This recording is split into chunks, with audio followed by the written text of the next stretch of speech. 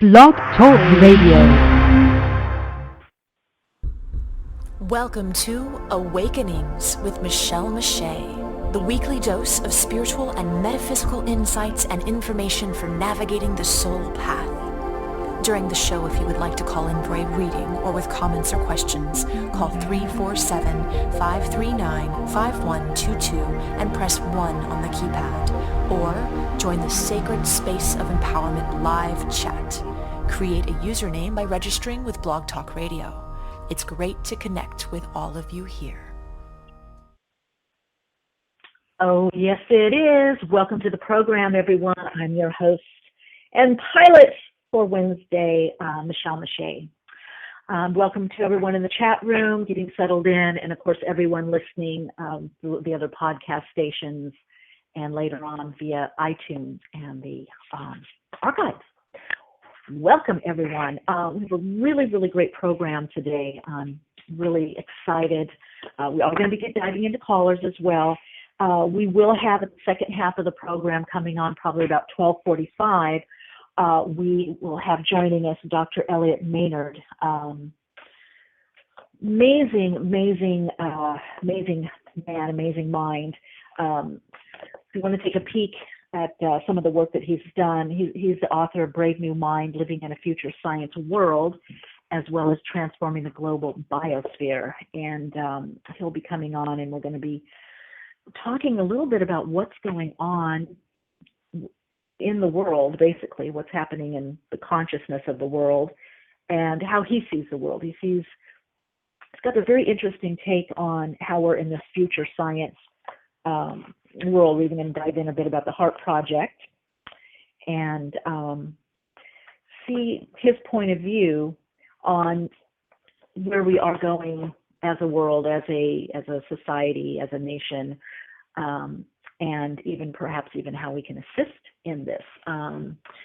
He also has a background as a global ecologist, and he has a scientific background, so a really wonderful weaving of information and insight. So you don't want to miss that. Dr. Elliott Maynard will be on the second half of the program for our Awakening dialogue. And hello, Tamara, and everybody in the chat. Let me know how the sound is. Lar, I'm seeing people getting in, and I do see callers in the queue, and we will be getting to you. Now, I know it's April 1st. I should have some witty little joke or April Fool's joke, but I don't. So, except that it's Fiery Wednesday. We have a trine in fire astrologically. There's just been a lot of energy shifting. We had a great workshop with the sound healer, Michelle Burke, this past Saturday. Actually, it was in LA area. And I've been getting a lot of great feedback on that. A lot of people have been feeling they're getting a lot done, a lot more energy than they've had in a long time. One person emailed me and said, I've gotten more done in 2 days than I have in months. Me too, by the way. Some of that's the workshop. I tend to plan workshops or tune in on the best, having my fukita tea right now, on the best day. I look at the energies or tune in, intuitively, and also sometimes numerically as well as astrologically. But probably what you also all are feeling is the trine that we have in fire. And you've heard me talk about how we are in and I'm going to get to callers and one email question before callers, and then we're going to get to callers. So, and then the email question from James. I got to write that down because I deleted accidentally, but I remember the question. So, you've heard me speak about how this is an action activation year. It's an activation and acceleration year. And there's a lot on everyone's plate. And for some people, it's coming in relationships. Some people, it's coming in the job sphere. Some of it's coming in personal development. And are you going to get on with your life? Are you going to go to your next step on a soul level? Are you going to actualize what you've been realizing? I posted something, a P. Diddy video on my Instagram and Facebook that just so speaks to this.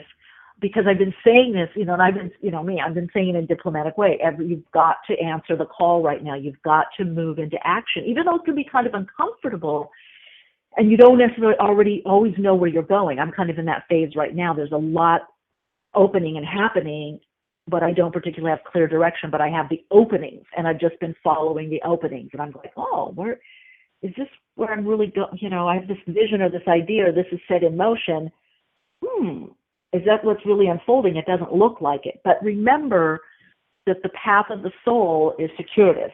It's a spiral. It's not a straight line. And sometimes there are little cul-de-sacs. We take little vacations, little retreats, or we get pulled off course a little bit, or we have to rest, or we have to process, or we have to wait for the next download, or we have to wait for the next person that we're meant to connect with. Because as you're moving more into operating, living, and being on a soul level, you move more and more out of linear time and more into synchronistic timing. So what's up for everyone is really meditation, all forms of meditation, prayer, opening, receiving, not taking hasty action. I did another post on that, not being hasty in the action or thought. If you're feeling the need to push something, then it's coming from the unintegrated aspect of the soul, or the traumatized ego. It's coming out of fear. So, resist the knee-jerk reaction to react, and move into opening, to becoming receptive, to respond. And it's funny, I was writing today and I was thinking about this fiery energy, and I thought, and ask yourself this: are you getting the pow, or the kapow, or the wow? Okay, so I was looking at it this way: pow. Do you feel like you're getting punched? Are you getting hit, or are you doing the punching, the kapow? Or are you moving into the wow? Look at what's happening. Wow, look how I feel. Wow, look at the wonder. Wow, there's all this energy. Wow, there's all this charge. There's a lot of charge right now, especially in interpersonal relationships. So my thing is, instead of going into the pow, kapow, but you might get caught up in that, pow, kapow. But instead of going into the pow, kapow, kapow, move into the wow. Wow, there's a lot of energy. Wow, there's a lot of electricity. Wow, there's a lot of shifting. Wow, what am I supposed to do? Wow, I'm going to go for a walk. Wow, I'm going to go do yoga. Wow, I'm going to go for a run. Wow, I'm going to have a tea. Wow, I'm going to juice. Wow, I'm alive. Try with this energy to move more into the wonder and the awe of life itself, of your path, just how far you've come, what your insights are, your knowledge, that we all get to connect here. Move into the wow, even of the emotional charge, because the fire is purifying. It's bringing things up to be looked at, contemplated, processed, downloaded, moved through. And some of it's through movement. Things like toning, mantra meditation, mantra meaning mind, will help. Some movement. I mean, it's funny, this morning, one of my dear neighbors tends to do his blower, but blowing the leaves instead of towards the street, blowing it in my patio and yard, and also my neighbor's patio and yard. And we had a little discussion of this. So this morning I'm in meditation and I'm hearing the blower, and I thought, oh no, it's going to happen again. It's going to be a pile. And I go out, but this time it's not the adult. It's a little boy of like 11 years old, I think, 12 years old, I don't know. And he's taking over, and I'm thinking, oh, and he's blowing it. And so I was speaking in Spanish, cuidado, watch it, and speaking in Spanish to him to, blow the other way. And then I said, you know what? This little kid, going to give him $10 and have him blow out my patio. So he said, yes, of course. And so he came in and was doing his number. Yoshi's running around. And my other neighbor came over, and she got the broom, and we're sweeping out and talking, and I'm moving plants and getting rid of stuff. And I told him, you want to come and do this. every so, I don't know, weekly or whatever, but why not? And, I don't know, it took them 20 minutes or something. And I thought, boy, that's more than most adults make, because I think minimum wage is $8. So for 20 minutes of work, you got $10. So anyway, but I felt this energy, to get something, and the opening was there, and just go on it, So that's what I'm talking about. What is the opening? That's where the movement is. The soul works by openings, like a call, like an echo. Are you answering your echo? Okay, let me get to James's question, then we're going to get to callers. And the number to call in is 347-539-5122. That's 347-539-5122. Please press 1 on your keypad. That lets me know you want to get on air. So again, the number 347-539-5122. Press 1 on the keypad, that gets you in the queue. And Tamara, so cool. Exactly. It's so important to choose the kind of perspective. Love that, Michele, being in the wow. Yeah. Oh, I love this Tamara put. This is creating right relationship with whatever shows up. Love that. Yeah, I've been kind of going through a really chargy situation, and I was in the pow kapow for a little bit, and I stepped back and I started going into the wow, even on the part that isn't as kind of as pretty or nice, is a little more challenging, and that's, where I am. And sometimes we're in the pow with ourselves. We're in conflict or we're fighting something. And again, not to say that that's bad or good. There's no judgment on it. But what I'm finding gets me out of that is the wow, going into the wow of life. Okay, James had a great question. He emailed in and asked about, and which is interesting because I've had 2 near-death experiences, one at 28 and one at 4.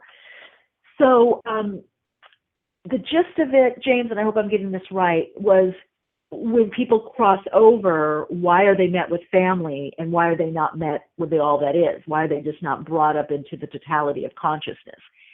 And the truth is that you are. It's both.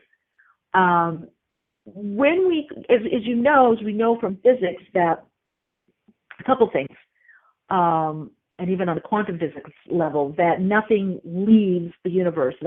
Everything is here. It just changes shape and form. Okay, so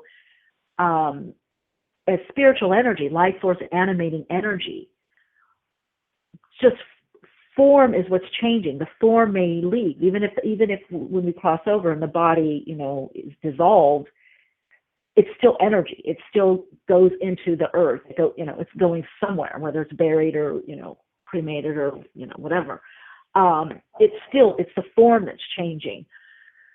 So, and also that principle, when you look at a particle, it is wherever you look. So wherever our awareness is, that's where what appears, right? Consciousness takes on many different, not only forms, but levels and levels of awareness. So we may not see something, but it doesn't mean that it's not there. It's only there to us when our awareness in consciousness connects with that or is there, which might be kind of cool to ask our guest, by the way, since he's a scientist. And my background in quantum physics is fledgling. I got metaphysics, but like quantum, get by. So, when you ask questions of the spirit or soul, it's usually both, because you rise above duality. And the more we rise above duality, the more we go into the center point, the balancing point, or the isness of the all that is. That's samadhi, like meditation. It's the oneness. And the ultimate oneness is samadhi. Samadhi is the oneness, and the ultimate oneness is samadhi. So when you cross over those beings, what's left is holographic images, and in a sense, we're a holographic image. So that personality, you can call it back in. It's kind of hard to understand, but it is always there. Now, there are different beliefs, and yes, some energies stay more earthed or processing until they get subsumed into the all that is. But it's both. Just like now, we are part of the all that is. We are the all that is. That's the macrocosm. That's the infinite aspect of us. but the dialed down or downloaded or individuated or individualized aspect of us is in a physical form. So it's both, and depending on what your focus is subconsciously, that's what you're going to draw in or see, or nothing. Maybe somebody doesn't need to or want to, or whatever their path is. They're not seeing their friends and family. They're just poof, white light or nothingness. I've heard some people say, oh, I didn't see anything. I didn't feel anything.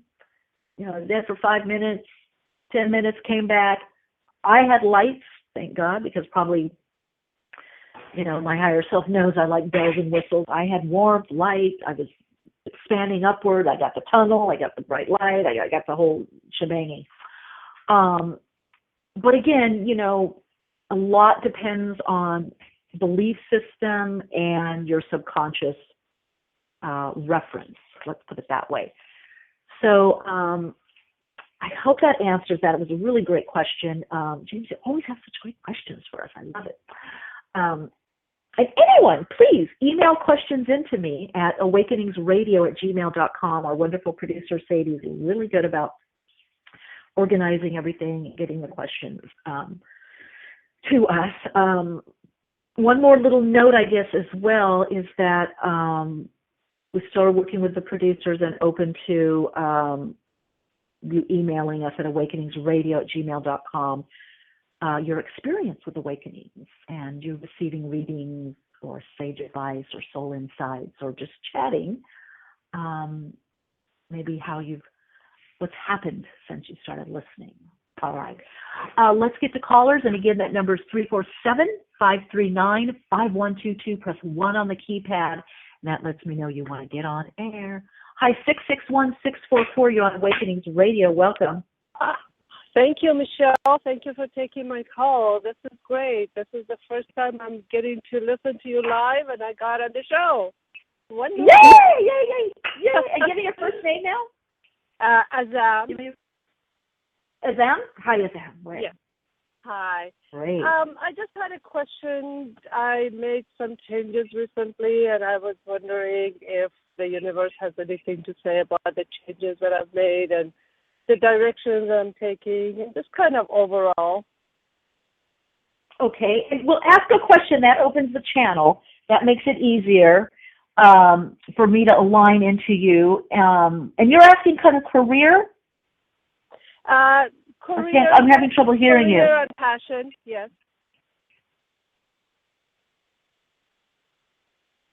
Okay, career, passion, and what's the question about it? Well, I'd like to know if the changes that, what is the direction that I'm taking? If the direction that I'm taking regarding my career, is that the right thing to do? Okay, let's look at it.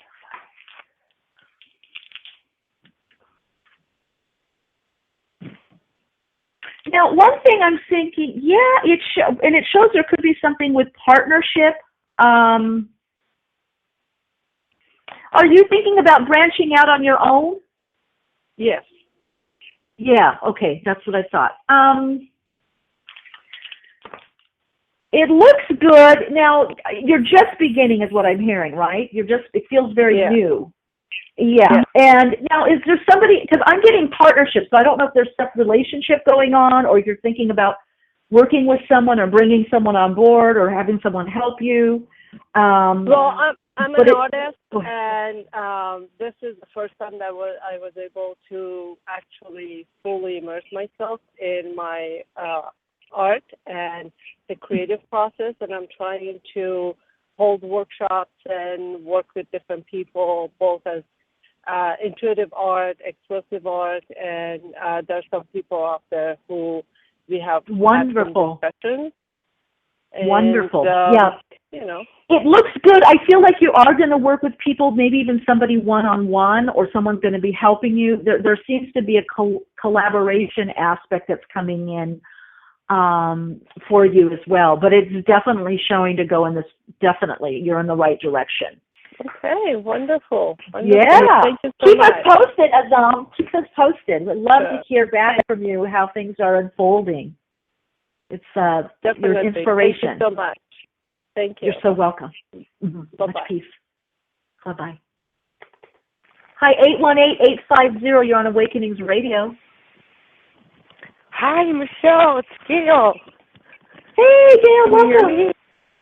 It's me. Yes, I can. I wish I would have heard the first part of your program this morning or this afternoon, because it seems like I'm calling you about Cole being in the coma, and it's been 8 days, and I kind of wanted to see what your sense was. He opened his eyes this morning, and he started kicking his legs, and it took 4 of them to hold him down because he's biting on his breathing tube. So this was the first sign of activity in 8 days after being in a coma.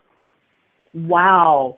Oh, and we don't know. The doctors haven't been wanting to do MRIs. We weren't sure if they were just giving up on him. That was kind of my sense of it. And I kept telling my sister not to buy into it. And so I was kind of wondering what you were getting as far as his condition, and they're concerned about brain damage, but it seems like he's fighting to come back. He's, let me look.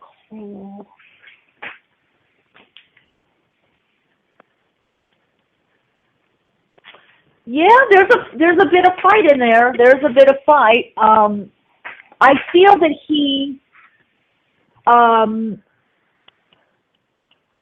this may have been intentional. I feel like there's a part of him that did want to go, and Right. I don't know if there was a recent upset. There seems to be someone around him that, I don't know, female in nature, I'm hearing.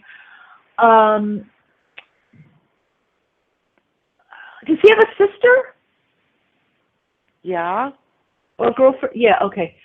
But now I do feel that he is trying to change his mind. But in the beginning it did show he definitely did want to go. It's kind of like now reconsidering. He does see and feel you guys there, by the way. He does see and somebody was doing by the head. I'm seeing at the top of the bed. Is that you putting your hands on his forehead? I have not been there, but my sisters have been there every day. Oh, your sister then. That's probably why. Okay, so yeah. She's been. Okay, because he's seeing that he's been moving around. Yeah, he did lose consciousness. He's been moving around the room quite a bit. And, of course, I'm seeing this etherically. But he was definitely jammed out of the body, enough out of the body to create the separation. I see the fight. I do feel there is some kind of damage is what I'm hearing. So that's, the consciousness, how do I want to say, the soul doesn't necessarily say, well, and because it's at such a high level, like I'm going to sit down and decide, do I stay or do I go? But it is being worked out if one does want to take on. Now, there's a concern about leaving somebody, though. Leaving somebody behind, and it's a man, it's a boy. Oh, no wonder. Okay. Because everything you're saying is when he first crossed over, I knew he was leaving. He told me he was leaving. He didn't want to be here. And when the twin showed up at the hospital later that day, he started coming back in closer, and I started feeling there might be a shred of hope. Yeah, because it's the brother. Okay. So there's a bit of a pact there. Yeah, I would bring the brother back around if he could take it, because he does seem to respond to that.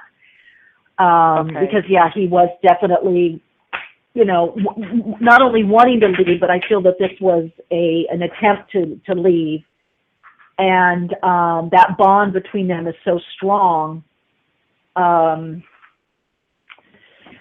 That there's definitely a connection and agreement there, Wow. That is just so remarkable what you're picking up. Do you think that the doctors have just been reluctant to try and find out because they just kind of gave up hope on him, or what is your sense?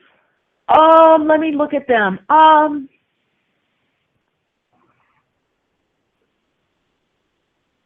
No, but there is in the area a bit of judgment because of the nature of it, the way that it happened, is what I'm hearing. Right. That's what you're picking up on. That's what you're running into. And I feel that they're a bit desensitized or removed and don't want to give false hope. I feel that they're, just by the nature of what they do and how they're trained is what I'm hearing. That's what I'm hearing getting in there. It's like, okay, one more like this kind of thing. Right. But he could, I don't know why, I am seeing some kind of verbalization. I am seeing something, or wanting to talk, but he may not be able to. There's something either in the mouth, a nose, something going on. But I do feel there's, okay. So is he completely on support? Well, he's breathing on his own irregularly, but he can't swallow yet because his lungs are so full of fluid he can't totally swallow. So they don't want him to choke, so they're keeping him in a sedated coma. That's why he's trying to talk then. Oh, that's why. Okay, so that's why he's wanting, because I do feel he's, obviously psychically communicating with you and roaming around the room. But there is this is a good sign then, because there is a part of him that is wanting to verbally speak. Right, okay. And so on the damage to the brain, I mean, it will be something that maybe we can handle or deal with. It's not like he's going to be a vegetable or anything. I don't know. That hasn't been decided, but I do keep seeing him in a wheelchair, so I don't know. And it feels like there could be, and I don't know if this already happened, but I feel like there could be some paralysis or non-use of some either movement or limbs. It seems that something is, marginalized. And now whether he can recover from that, I don't. Yeah, why? Because I saw him being like a stroke patient, having to be in physical therapy to regain his parts of his body. All right. So well, maybe that's what I'm seeing then. Yeah. Okay. Well, maybe that's what I'm seeing. All right, thank you so much. Thank you. Oh, my God, you're so welcome. Yeah, thank you for calling in. Please let us know. I will. I'll keep you posted. Thank you. Okay. Wow, the power of the bond. Oh, my God. Amazing. Now, I've got other callers. I don't know if you want me to pick up or not, because should I just do it anyway? Yes, in the in-between. And what a powerful time to be going through this. It's not easy right now. There's a lot of triggering and people perhaps either wanting to check out or thinking they want to check out or leave something. But I'm finding it's the not to have the hasty thought or hasty action, not to go to that catastrophic place. Let's see, Tamara saying I have a lot of noise here, so I can't talk today. Sorry. Oh, that's okay. There's so much up right now. And I think the best way to deal with it is to pull back and contemplate or feel things out, see what's really wanting to happen. In a way, on a huge level, individually and collectively, we've asked for this. We've asked for this opening. We've asked to go to a next level. And a lot of times what we ask for, we don't realize how it's going to unfold or live. One of my teachers used to say, the transition, the evolution of consciousness, becoming more conscious, more awake, more aware, lives differently than it thinks. So we think of something, we call it in, we say, I want a more conscious relationship. I want someone I can go to that next level with. I want to get into a deep relationship with someone. And then when that starts happening, a lot of times people bail. And it's like, I don't really want to deal with this, or this is too messy, or, I can't do this or be there this way. But that's what you called in, and that's actually the level that you're at. Because if you want depth with anything, there is going to be, it's like digging. When you dig for gold, diamonds, all those gemstones, jewels, when you're digging, when you're going deep, a lot of stuff comes up with it. When you're growing, you're being replanted, repotted, a lot of dirt, a lot of stuff comes up with the soil, worms and all kinds of little insects and creatures comes up around you. And I think on a human level, we forget that or don't want to go there. But intellectually we do. We think we do. We think we want to awaken. We think we want more consciousness. But with more consciousness comes more awareness, comes more responsibility, the ability to respond, the ability to hold the space for someone, the ability to be vulnerable, the ability to be weak, the ability to say I need help, the ability to be where you are in your path and process. And I see a lot of the astrological aspects, especially right now, where we're at energetically, the gateway that's coming up, portal of light. All of that is this crescendo. I feel so we get even more real. It's the realness doesn't always come in strength. The realness sometimes comes in the I don't know, the wonder, the awe, the wow, the I can't do it. To really go to that place and then be able to come back around to resurrect. But in order to resurrect, you have to let go. You have to die to the old. You have to change. You have to lay down. We can't get up unless we lay down. And what is that resurrection? It's that rising above. So if we never lay down, the fight, if we never rest, if we never tune in, if we never relax, we can never get up and truly get filled back up and motivated. And the energies are pointing to that right now, that there is so much strength in what seems to be weakness, to really to come into terms, because that's so against the constructed ego or the false ego. That's so against mainstream consciousness. What is rewarded is push, strong, strong, strong. You're strong, you can do it. Tough it out, stiff upper lip, just go through it. It doesn't matter. Don't talk about it, don't process, that old spiritual bypass, and mental emotional bypass. But to get to the soul, you've got to heal that third chakra. You've got to integrate the personality, the individuated aspect of your being. And there's lots of stuff that comes with that. Tamara's saying you've described it so well. I'm really feeling all that. Have anxiety to deal with a lot. Need to meditate to calm down, slow down and feel my way through it.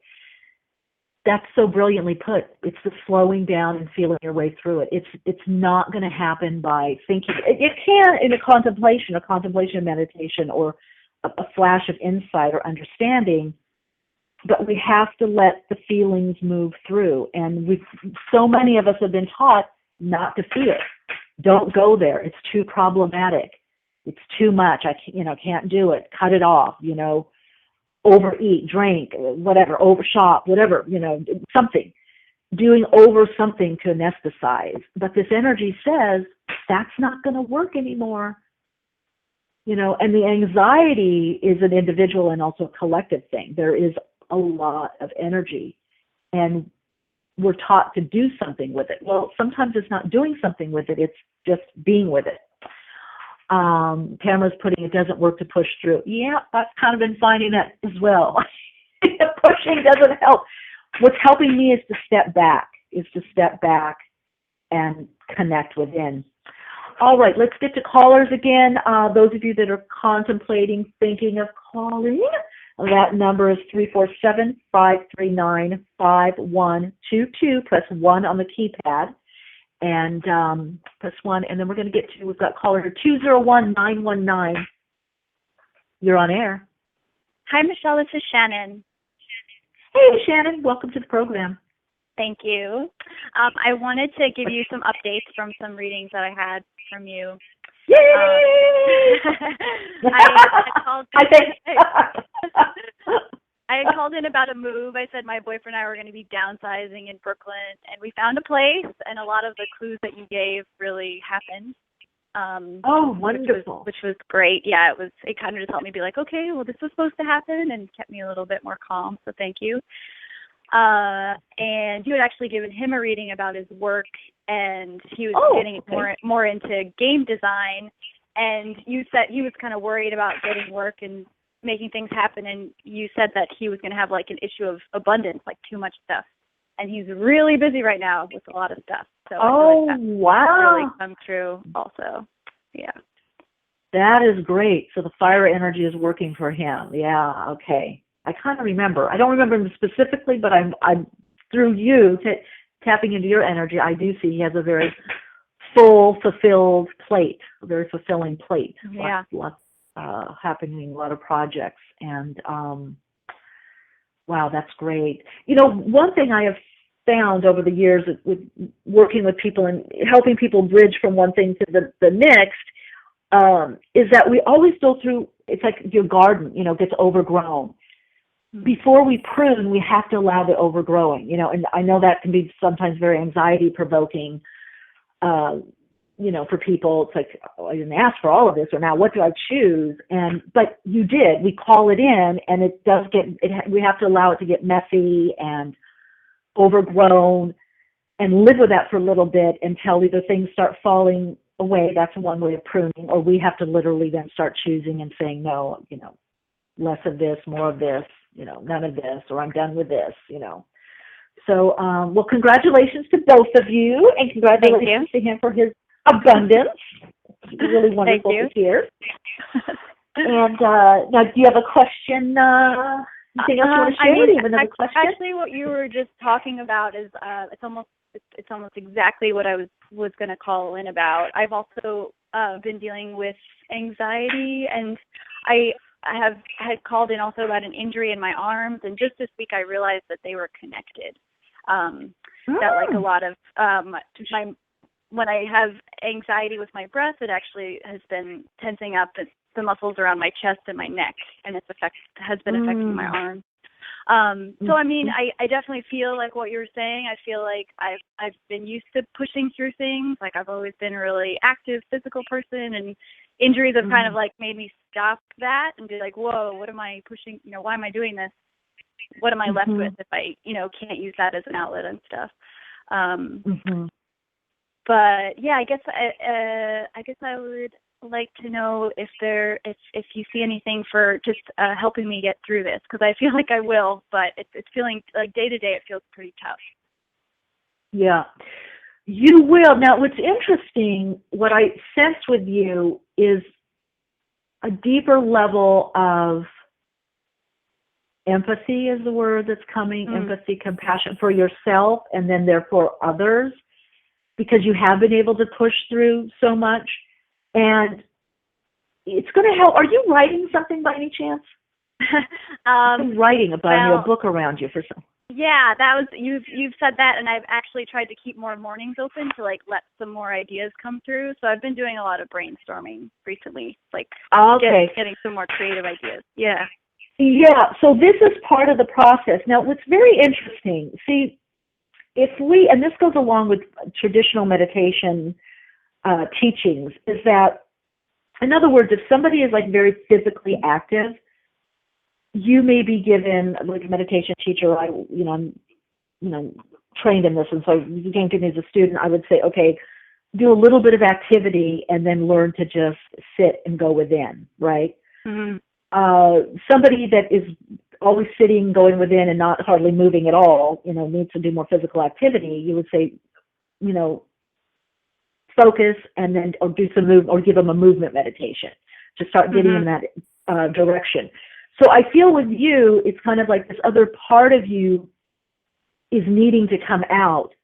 So the limitation, what seems as a limitation right now, is what we call redirection of energy. It's directing you more to mental, emotional energy for the book. So just healing, sitting around, marinating, just slowly walking, being laissez-faire, journaling, just things that you probably would have put more, instead of doing that, would have done more movement, working out and physicality. Now this other part is coming up. and it's because that energy is being redirected into the writing, is what I'm hearing. So that's why this is going on. Now, one thing I do feel that will help you a lot is breath work, alternate breathing, any kind of breath work, some walking or bicycle. It's showing rhythm, but it's showing you to kind of slow the pace down a little bit so that you have some kind of not intense or focused achievement-based movement, but movement that is more right brain, because it's just more, diffused. Let me tune in a little bit more. Let's see. Yeah, I just keep seeing huge letters saying meditate, meditation, meditation. But of course, there are many different types of meditation as well. So, but for you specifically, I would say the breath work is really going to help. And what I like to do for anxiety or fear are the inverted postures in yoga. So anything like triangle pose, downward facing dog, anything where the head is either going below the heart or leaning towards that way, even if it's metaphorically or figuratively going head below the heart. Sinks you more in the body, starts connecting more to the resonance of the heart, moving towards coherence, and quiets the mind. And it gets the mind behind the heart where it needs to be. A wonderful mantra for relieving or moving through anxiety and bringing us into that place of oneness, of samadhi, is so hum, hum, so. So you breathe in, so hum, breathe out, hum, so. And it means I am that I am. So it immediately connects our little us, the microcosm, to the all that is, the macrocosm, because it's saying I am that I am. And so what it moves things wonderfully around all Sanskrit mantras do. They're very divinely charged words. They have carrier waves that literally energetically move stuff through us and for us. But it starts to set up a link to that higher truth and communicates to the little self, you're safe, you're connected. It's kind of like the universe going, I got your back. God saying, I got your back, I got your back.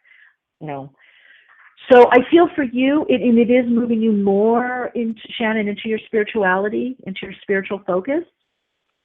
Yeah, right? Is that, you finding that? Yeah, it sounds exactly right.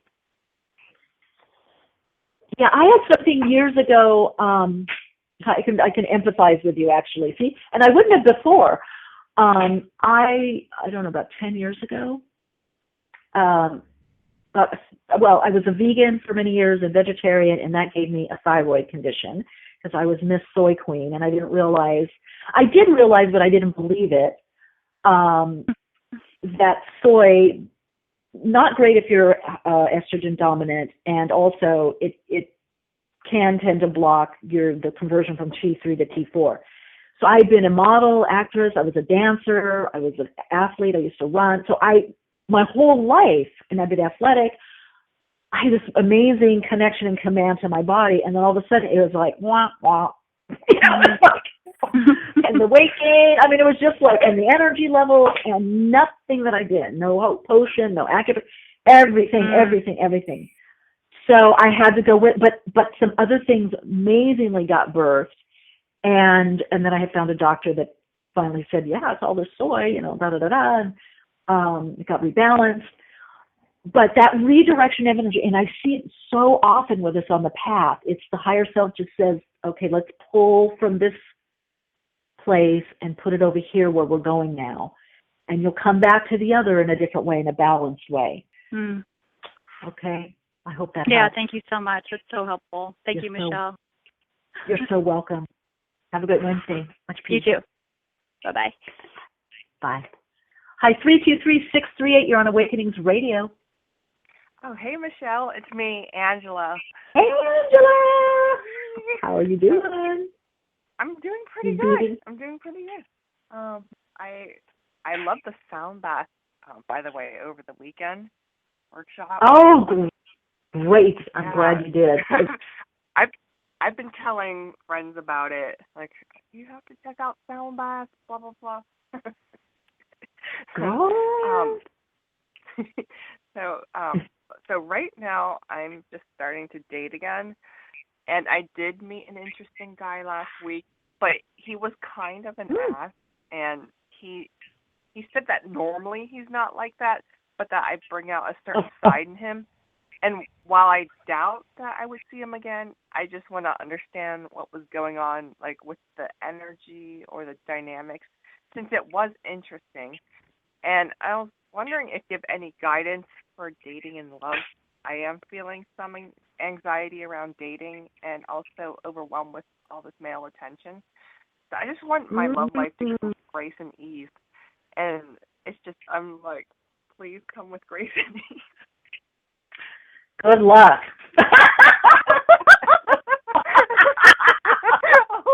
If you can get the grace and ease all the time, I'm going to come see you.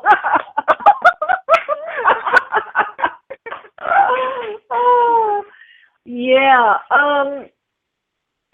It is what it is. And when we get, all relationships, collegial, business, friendship, but especially, especially when you work on yourself a lot, especially the intimate, that when you get into that,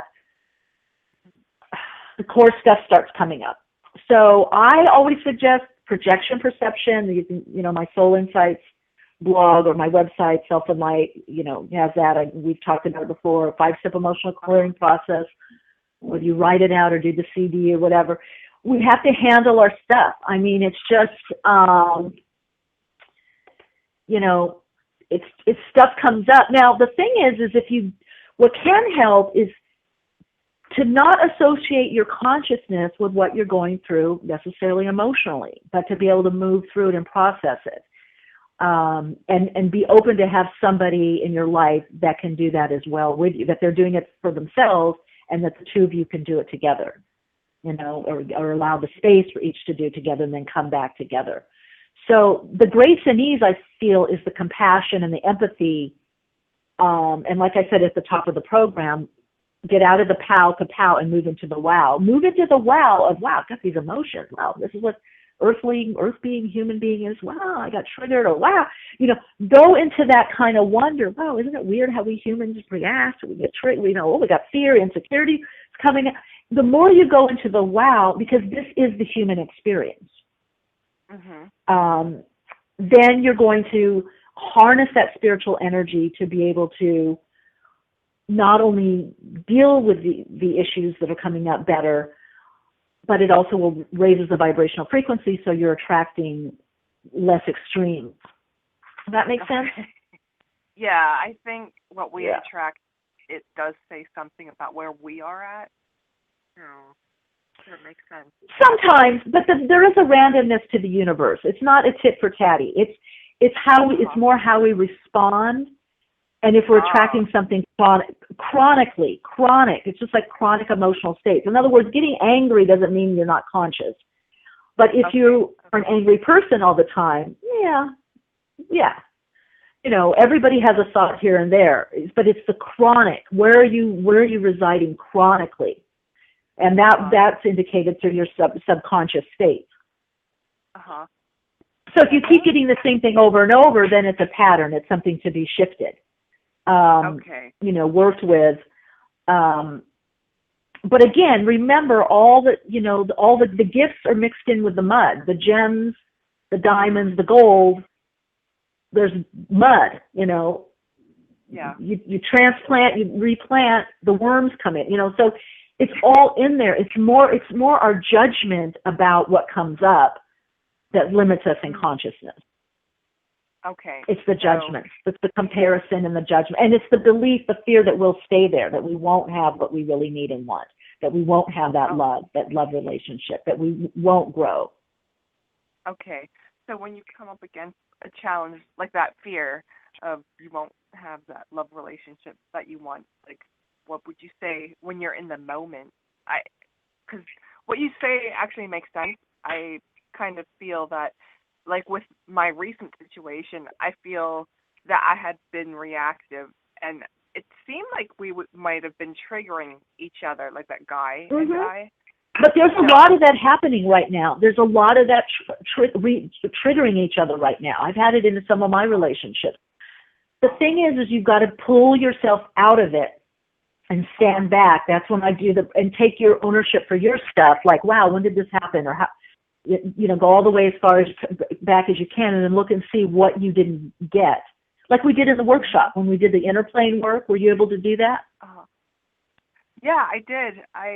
I think for me, I like that exercise. The projection does have me, like there's a consciousness and mindfulness to it, and in claiming the stuff I put out there, and it's empowering. Yes. It's like, and I'm going to share one thing, and then we're going to move on to our guest, but two things. One thing is, be very clear. Like I have some people that I process with, work with some colleagues, and I work with a teacher mentor as well. Sometimes you meet somebody or you have to work with them for a while, and it's not just a projection.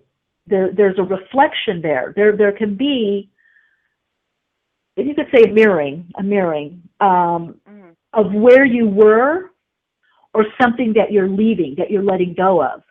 But the projection can be where that person needs to go also. I had this recently, and the person is very controlling, and it's showing what I'm letting go of control in certain areas of my life. I'm, once again, control and patience. And but what did I attract is somebody that is extremely controlling and impatient. But the gift is for them also, because they're seeing in me the reflection of me being able to be flexible and accommodating and look at the big picture.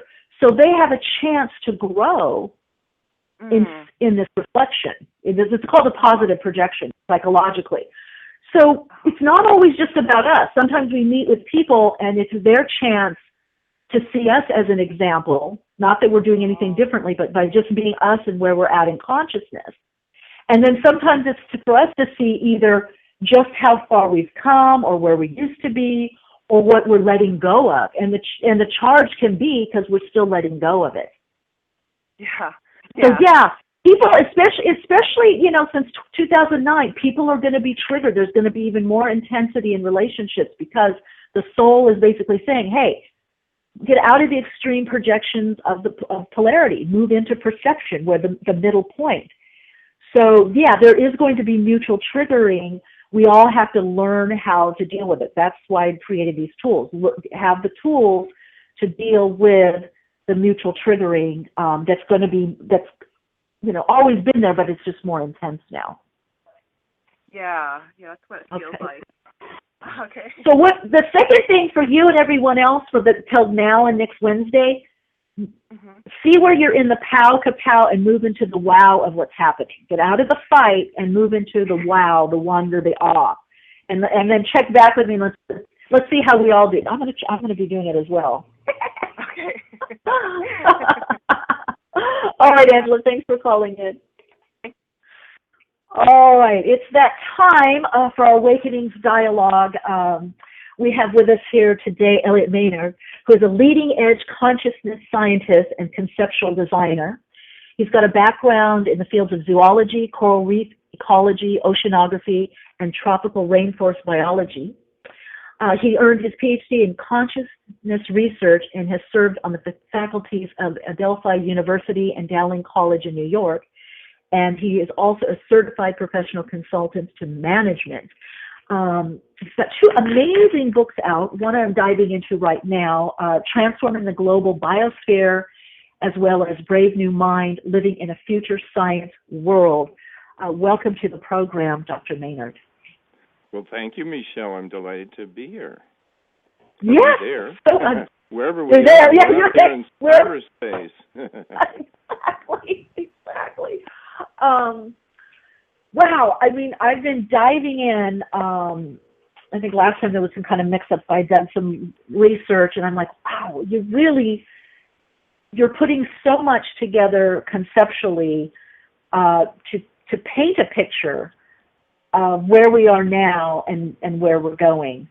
You really, especially in your book, Brave New Mind, Living in a Future Science World, you've taken all these pieces in different arenas and spheres and shown how we are in this movement of, I feel, more integrating science, perhaps in a way that we never have before.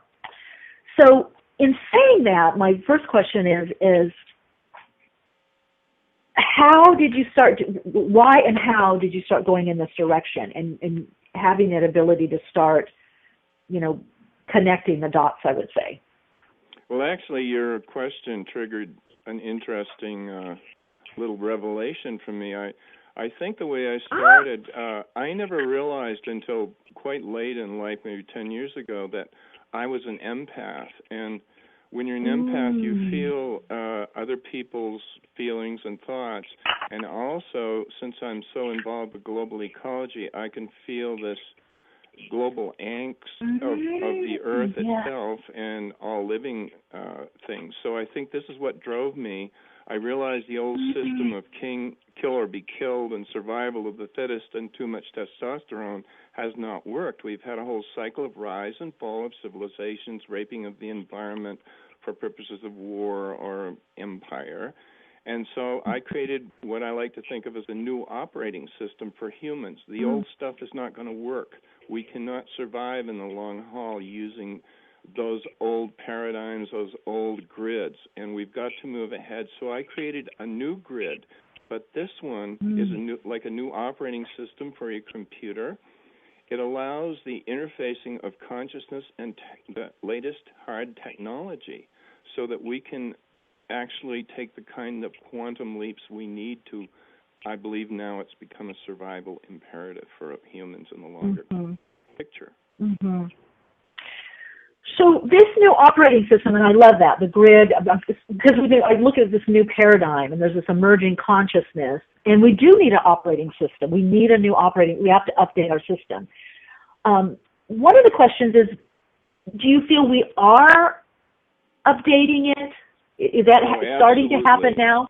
Okay. Absolutely, and it's happening in ways that I think the New Age leaders of 10, 20 years ago would never have expected. We now have several new layers in consciousness to what we used to call the global brain, which is essentially the electronics involved in our satellites and our communications. Globally, we're approaching, we have Google Earth and Google Mars, so we can explore, and even under the sea. So all of this has become, if you have access to a computer or a tablet or cell phone globally, what we are now getting is direct information from sources, and we have to sort this, as you mentioned previously in your conversations. We have to set boundaries and priorities and learn ourselves and go to original sources as much as we can. But the key to this is that the kind of source information is coming directly from people in areas that, say, are in war or devastation, other things. So we're getting a lot more truths, and this is really boosting the consciousness. It's one of the elements. Okay, now, Dr. Maynard, let me ask you, do you think and feel that because you mentioned, technology, and there is this, obviously in the etheric plane or resonant fields, there's this interconnectedness.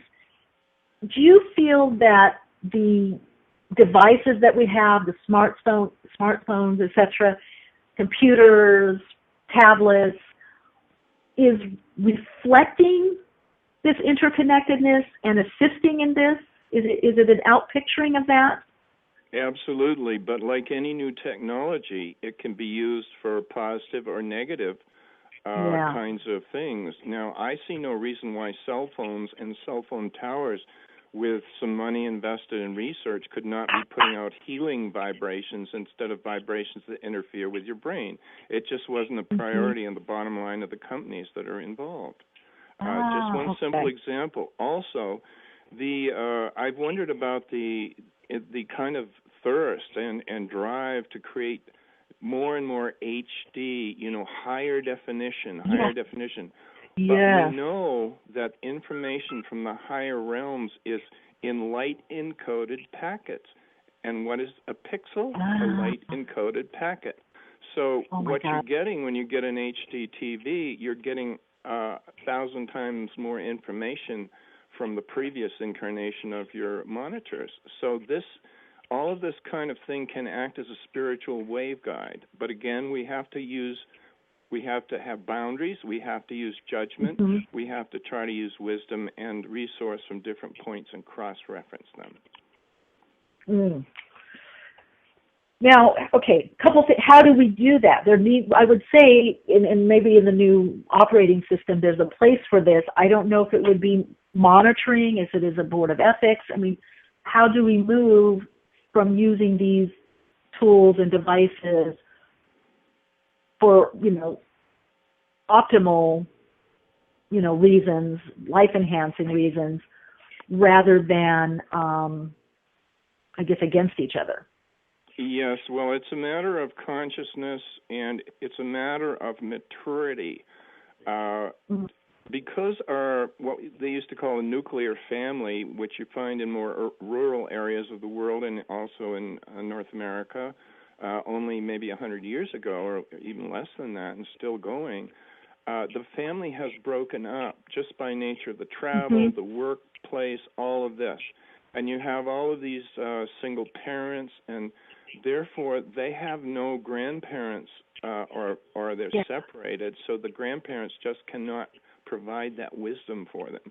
So we need to get more of wisdom counsel and more wisdom, because wisdom really is the wise ones are the ones that have survived the whole gamut of hard knocks to get where they are, and they can save a lot of time and agony or discomfort for people by imparting some of that wisdom, hopefully. So how would we do? I guess ostensibly we could do it virtually if it can't be done, in real life or real time. It could be done virtually through devices. Would that be one, let's say, community model, collective model? Well, I do talk about consciousness entrainment devices, which can be used to help the consciousness focus, help you focus in meditation and prayer. And what prayer and meditation are essentially are a group of people getting into a coherent consciousness. And it's been proven, I wrote about this in the book, John Hagelin, the physicist, he's founder and president of the Maharishi University of Business in the Midwest, and he has created something called invincible defense technology, and has actually statistically proven that when a relatively small group of coherent trained meditators focus on reducing the causes of conflict, we can go to the roots of that conflict and even avoid weapons of mass destruction by a relatively small number of trained meditators. And this is already being implemented, I know, in Ecuador, and special military are being trained in this now. So they've got proof of this. Wow, amazing. It reminds me of years ago that the living and studying in England, and I had worked with somebody, and they were saying how in Russia, they had come back from Russia, how Russia was actually using people that worked with the subtle energy, or the healers, to harness that energy, to send it kind of for, nefarious, uses. So I get what you're saying. It could go either way, which does bring us, which was amazing to me that you brought in the book, the idea of the heart. And you've said it's an example of Tesla technology in action. Can you touch on it? The HARP project is so, first of all, I guess what it is, but also it's such a controversial what do you call it, device, machine, that some are saying that it doesn't do anything. Some are saying that it's not nefarious. It's not used for, welfare capabilities or, negative program. Then others are saying, yes, we are being affected by those electromagnetic, frequencies. If you could speak to this a little bit, give us some insight on this. I'll tell you an interesting story. A few years ago, I was put in touch. I had a Canadian scientific colleague who put me in touch with a gentleman in Russia who was part of a group for the scientists for improving the world, and he helped translate a number of documents because at that time, only 2 decades ago, Russia would say that they were 30 years ahead of Americans in psychic technology, and a lot of this information was let out, and they used the teachings of Rorish. They have developed certain forms of torsionic meditation which were used originally and conceived of for constructive purposes. But this gentleman provided a lot of information for me, and he introduced me, gave me all the information contact of the man who formed the Pentagon Meditation Club. And they do have a meditation club which was supported originally by the Department of Defense. It's in the garden in the Pentagon, which is in that open space in the center. And I actually met the man. He is ex-military. He's very concerned with creating global consciousness, using this technology to elevate the global consciousness. So this is all possible, and I've spoken about this in different ways in the book, and I'll get into the HARP technology a little more, but I wanted your feedback on that. Okay. So that is interesting. So, and I think what you said earlier, you said, perhaps a lot of people, New Age or healers or people in New Thought, people that are working with a new paradigm or wanting to draw that in, wouldn't have suspected that some of these technologies would be used for the good, or in certain areas, certain sectors, especially like the military, it wouldn't be seen to come from there. So what I'm hearing you say is that, in a way, to put it straight, there are some very conscious or aware people in these fields or in these arenas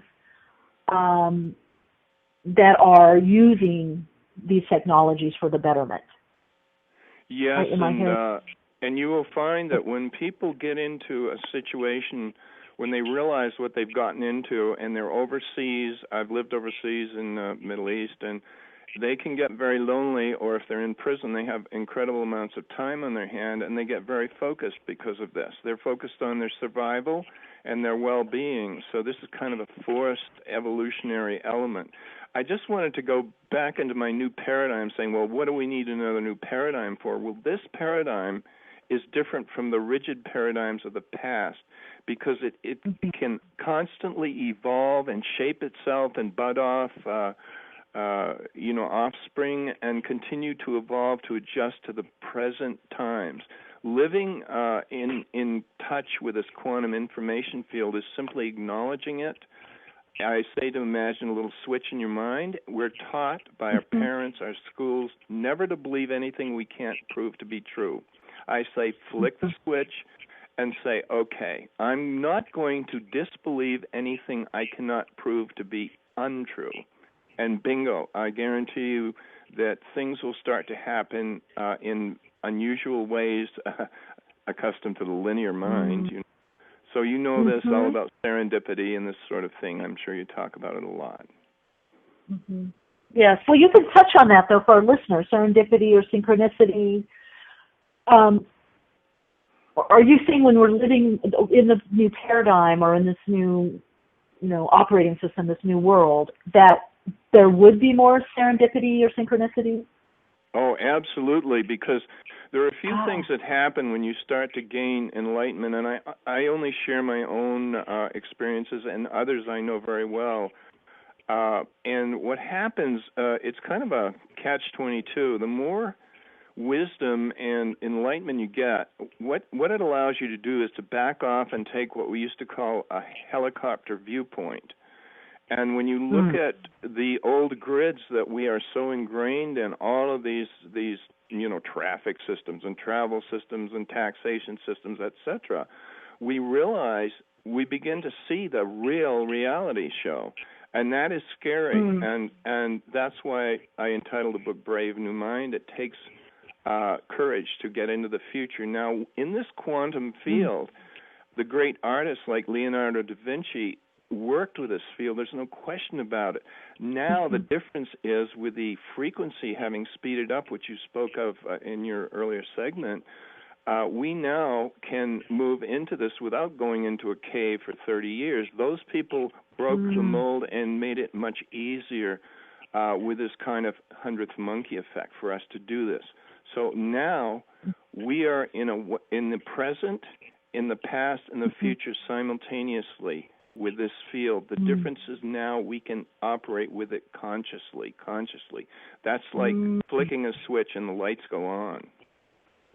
That makes so much sense, because there has been, it's kind of funny as well that the last few years, first it was people saying, oh yeah, as you get older, things speed up. And then I started telling people, I said, no, listen, teenagers are telling me this and 20-something-year-olds. So that's not, don't blame it on, you're getting older, time just goes. It sounds like, by what you're saying, that we're going to have, or maybe we do already, a different reference point for time. Oh, absolutely, because we now see time when we spend more and more bits of time, or if I can put that way, more and more time in this kind of quantum state. And for those of you that do sports out there, or art especially, or crafts, or parenting, those moments, which are relatively rare, unfortunately, for most people, that you really feel happy and excited. And this is the kind of atmosphere that this new paradigm would create in schools. Children would be encouraged to use their intuitive senses and learn how to apply them, learn how to present themselves to each other, to adults, and to provide support and encouragement, as opposed to this bullying and bickering, which is the old paradigm. And what a difference it would make. Just opens to so many possibilities, which also brings us to living, as well as, commerce, ecology, economizing our energy, optimally. It would seem that there would, and I know it's already happening, but it would seem that there would be even greater, or need to be greater, changes into how we interface as a society. Even from the basic, like hours of operation, or not just globalization, but how the idea of time management. Time itself, if that's changing, then the very basis of how we interact individually, interpersonally, and on a commercial level would have to change. Absolutely, and I see this happening all around us. There are so many changes that have occurred. We used to call them wild cards in the Futurist World Future Society.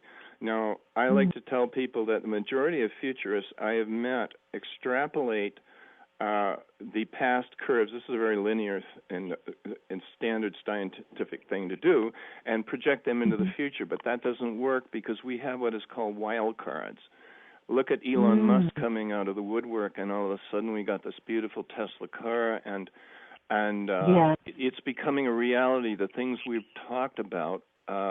New wind turbines, new designs for building. And one of the things that I like to bring out that's so important is this we need to look at the elephant in the room, which is overpopulation. And sadly, scientifically speaking, if we don't do something about it, it will be thinned out in other ways, and we need to devote more time to empowering women so they can bring this society back into balance. And also, children should be planned. We have the technology. We neuter our dogs and cats, and I call it intelligent population management. It should be brought into the schools at the earliest age, and what it requires to raise a child, especially in these times. Mm-hmm.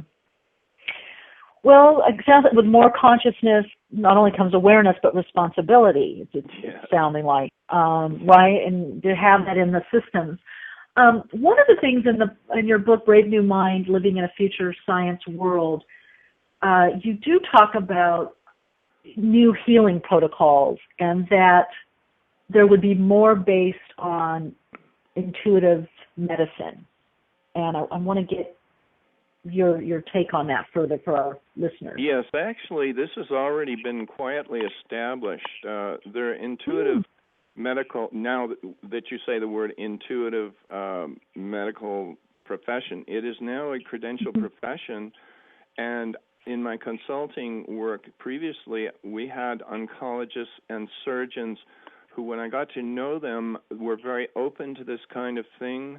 I had a world-class children's surgeon in Philadelphia who I knew very closely. He told me he would know when to go into the hospital before the hospital would call him on a certain patient's recovery.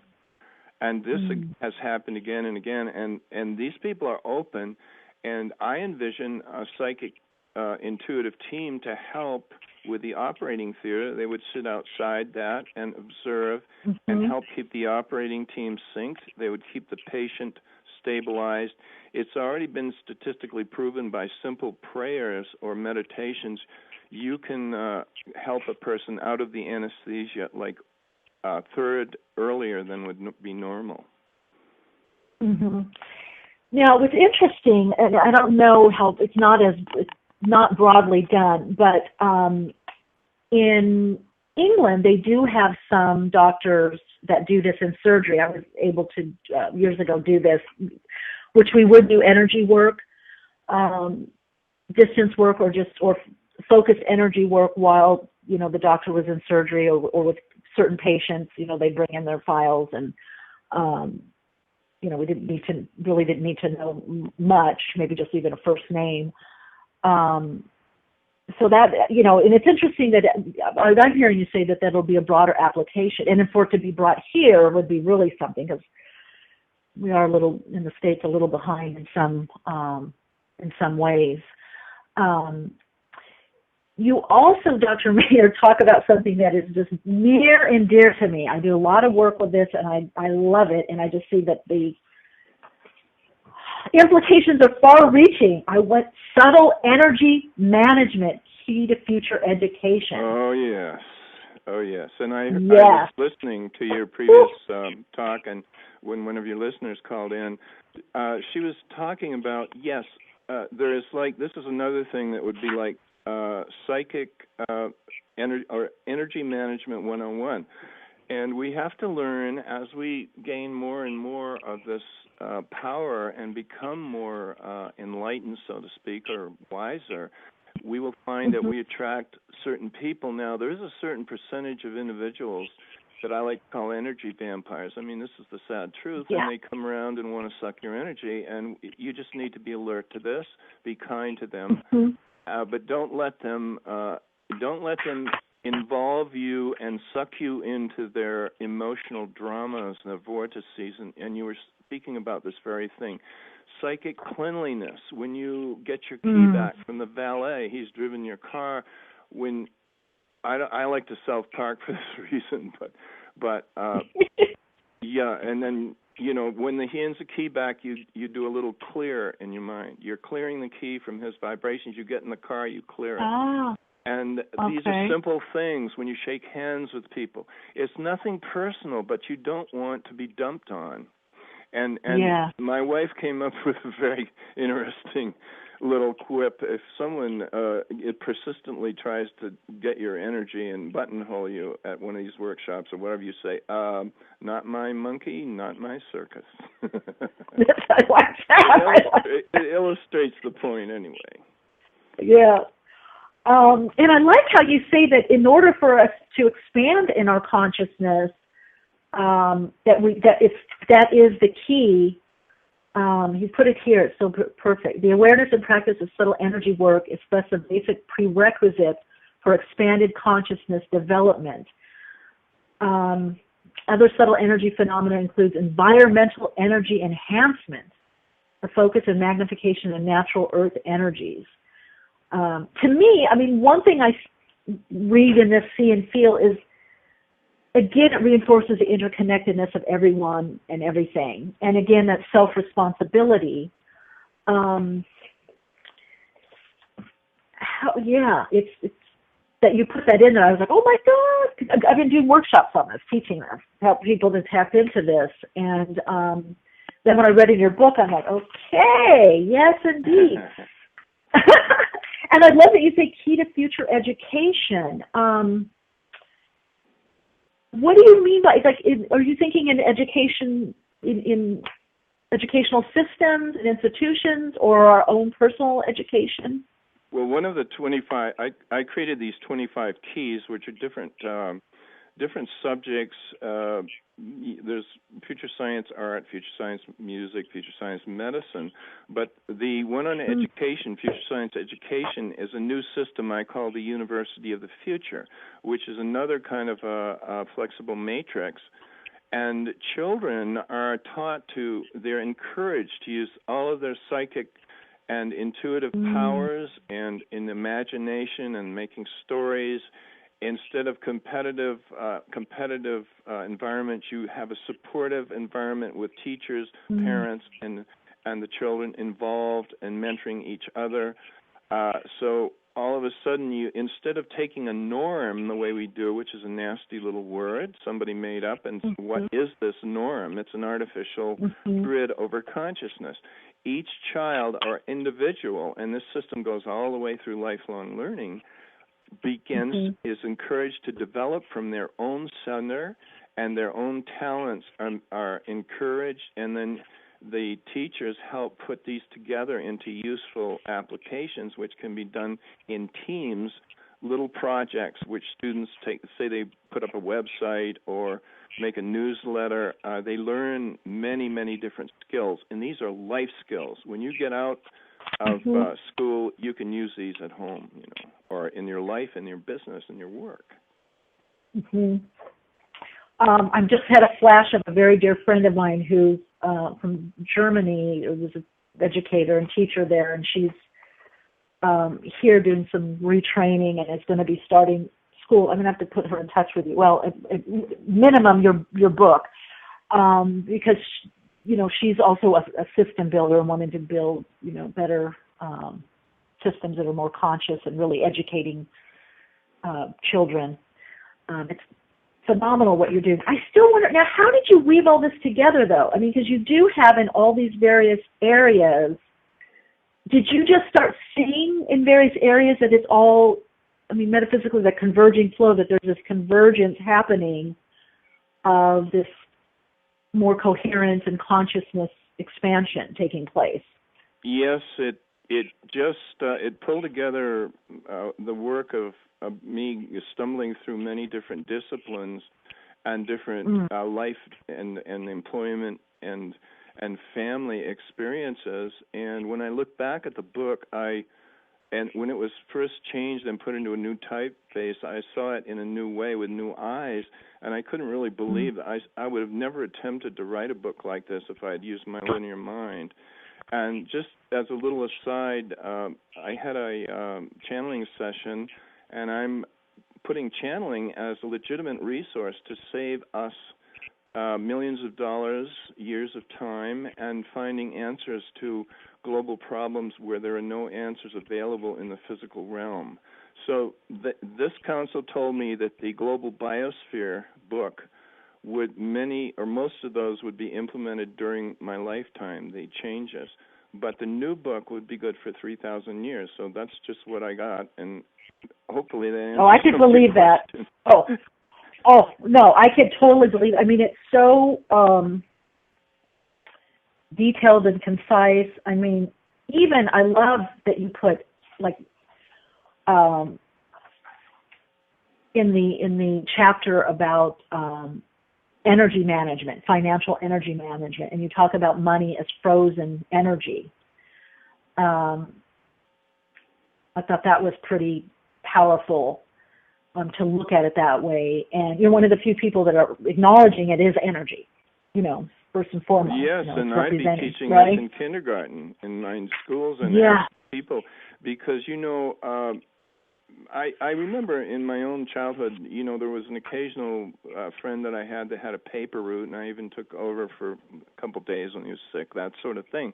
And it was a nasty job because you had to get up in the middle of the winter and 20 degrees below zero in Maine. But those kinds of people that had that little business were able to really go on and become successful in life. And this is what we would have in schools. They would have chances to interact and create new things, just like in Shark Tank, but on a pint-sized version of that. Mm-hmm. And yes, money, nobody teaches you how to manage money. Credit card, if people start using a credit card to borrow money, they're subscribing to usury. I mean, it's terrible. Mm-hmm. Credit cards can be a very useful tool for documenting your finances when you file taxes. Mm-hmm. But it doesn't mean that you use all the money you have. You put a certain amount, just as water behind a dam. When you have hydroelectric power, you don't open the faucet. You keep a good amount of water in there. And your life, it will back the stress off. And, people live under such terrible stress because of financial problems they've created themselves. Mm-hmm. But I think you're right. You hit on something in the old paradigm, that usury. It goes back right into the feudal states, the lord and the landlord, and people. Oh, I'm just gonna on the outer. I'm gonna look like the landlord. I'm gonna buy all this stuff, and then it's like, well, laugh because they're making all this money, off of the interest and charges, and very interesting. Now, where do we start? Because what I do see, you've got an amazing, both the books, an amazing blueprint, not only for where we've come, where we're going, where we're at, and then to stabilize this new operating system, to put that in place. And maybe everybody starts at a different place. But what would you say a first start, let's say for our listeners, they're listening, that are hearing this? The most important thing is that when you start to work with this quantum information field, which has been with us and which indigenous people have known how to work with, but many of them have lost this survival ability, which kept them going for actually millions of years. So now we just need to put our hard technology together with the consciousness technology, and we will have something that is much greater, something to the X power, which means it's expanding exponentially. And whenever we have a radio show like this is happening, because if we declare it to be so, we are creating a living information field that's going out to all our listeners. They're becoming a part of this and contributing to it, each in their own way, and all of us will bring something back from this. Wow, isn't that exciting? And why not get addicted to something positive instead of all the negative stuff we can get addicted to? I think humans are natural addicts, but let's get on with the program, huh? Exactly. What was that? I don't know if it was Einstein or Carl Jung said, if everything is an illusion, you might as well pick an empowering one. Something terrible. I don't know if you've ever heard that. Right. And Tim Leary said, if you don't like what you're doing, you can just pick up the needle and move it to another groove. That was in the days of the vinyl records. So that's pretty well put, because we can do that now. We have that power. And the most important thing, and you asked a really difficult question, because how do we know when we're working with this quantum field? Well, you feel it. You have to experience this thing. You have to get a little taste of it. And it's all around us. Maybe something strange, a strange bird comes and sits down in a tree right next to us and starts singing. These are little symbols from of higher energy, maybe from people that have passed over, giving you messages. And it happens. I'm sure you and your listeners have many, many examples of this. Mm-hmm. Well, and I find what's so amazing is like that, not only research this, writing about it, but living it and bringing these other perspectives in. It is setting those steps. It is giving the blueprint for everybody listening, myself included, just, hang in there, go forward, you're on the right path, but also the way to do it, the information, the understanding, and some of the steps. So it's very, very, helpful. Someone in the chat said, hey, vinyl records are big again. By the way, they are, and you know what's coming back? Cassette tapes. I saw on, I don't know, Fox News or CNN, something. I don't know. But, so I'd love, well, first of all, thank you so much for coming on the program. We're out of time now. I'd love to have you come back, get you on a little sooner at some point, if you can spare the time. Yeah, and to, that would, I'd love that. Great. I'll talk to the producer about it. And thank you so much for coming on the program and sharing. Your books are absolutely fantastic. Oh, and Dr. Maynard, what is your website? I had it somewhere, but... Yes, it's the name of our foundation, which is Arcos, Cielos, one word. That's ARCOSCIELOS.com. I think you've got it here on your website. I've got it here now. I'm looking at and it's on the show page. Yeah, you've got it there.